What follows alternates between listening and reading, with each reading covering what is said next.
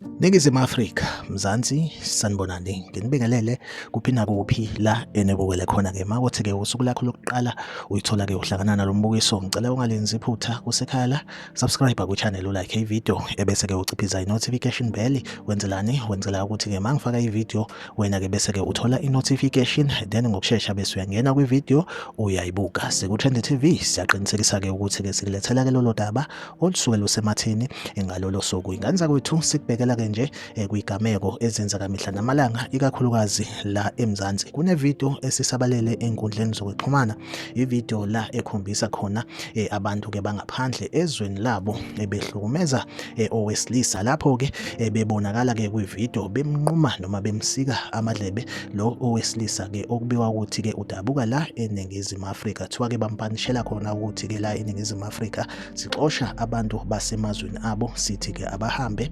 sesikhathele ibona basiqedela imisebenzi, kanti kunjalo-ke nje benzani ubugebengu. Kuthiwa-ke le video eyesigameko esenzeke ezweni lase-DRC, lapho-ke impela kubonakala-ke owesilisa waseNingizimu Afrika ethwala amacala ethu bahlali baseNingizimu Afrika wokuthi sixosha abantu bokufika. Ngane zakwethu, uma kuthi kuyafuna ukuyibona le video, kune WhatsApp number yami lapha ku-description.